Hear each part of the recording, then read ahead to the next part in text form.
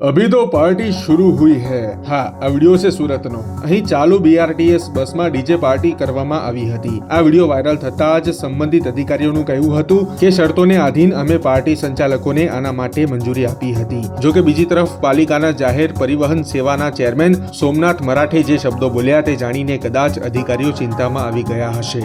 સોમનાથ મરાઠેએ આ મામલે તપાસના આદેશ આપ્યા છે। તેમનું કહેવું છે કે શાસકો પાલિકામાં બેઠા છે છતાં મંજૂરી નથી લેવાઈ અને ડેપો મેનેજર સામે પણ પગલાં લેવાનું તેઓએ જણાવ્યું છે। કિડ લોકલ નામની સંસ્થાએ આ પાર્ટીનું આયોજન કર્યું હતું, જેને નોટિસ આપવાની કાર્યવાહી પણ હાથ ધરવામાં આવી છે। મિત્રો, હવે પાર્ટી કરનારા તો નાચી કૂદીને જતા રહ્યા, પણ ફસાઈ ડીજે સંચાલકો અને અધિકારીઓ ગયા। ઘણા નાગરિકો કહે છે કે આમાં કંઈ ખોટું નથી, તો ઘણા કહે છે કે એક તરફ સામાન્ય વ્યક્તિ બસની રાહ જુએ છે, પણ સમયસર બસ નથી આવતી અને તેમાં પણ આ બસને પાર્ટી માટે આપી દેવાય। મિત્રો, હવે આ બાબતને લઈને તમારો શું વિચાર છે તે કોમેન્ટમાં જણાવો।